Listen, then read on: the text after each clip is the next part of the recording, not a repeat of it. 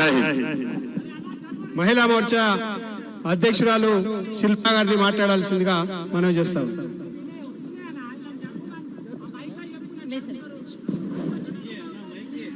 జై శ్రీరామ్. ఈరోజు వేదిక మీద ఉన్న పెద్దలందరికీ నమస్కారం.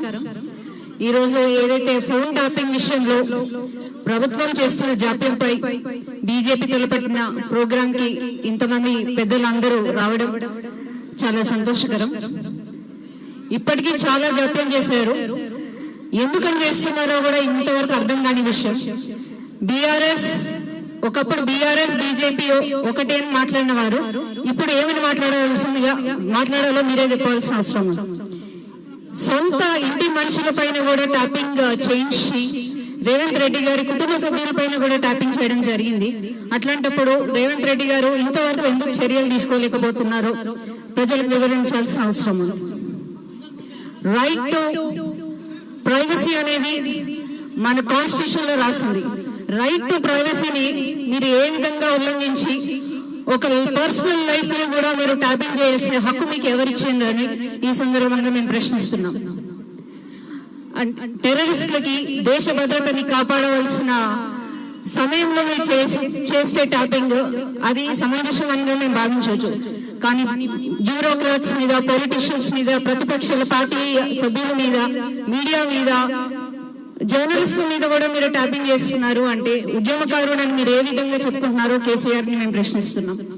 వెంటనే వీరందరిపై చర్యలు తీసుకునే విధంగా భారతీయ జనతా పార్టీ అడుగులు ముందు వేస్తుందని ఈ సందర్భంగా మీ అందరికీ తెలియజేస్తూ నాకు ఈ అవకాశం ఇచ్చినానని ధన్యవాదాలు. ఖమ్మం పార్లమెంట్ నుంచి పోటీ చేసినటువంటి వినోద్ రావు గారిని మాట్లాడవలసిందిగా కోరుతా ఉన్నా. ఒక్క నిమిషం.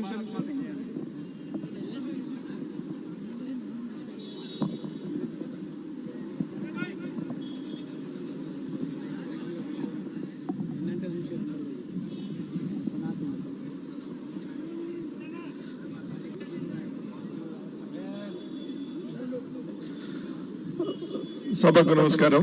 వేదిక మీద ఉన్న పెద్దలందరికీ నమస్కారం. మీడియా మిత్రులందరికీ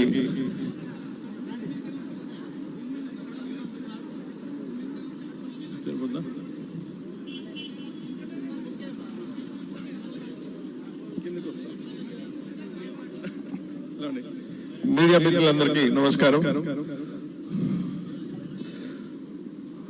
అధికారం ఇచ్చేది ప్రజలకి మేలు చేయాలి, ప్రజలకి మంచి చేయాలి, దేశాన్ని రాష్ట్రాన్ని అభివృద్ధి చేయాలి.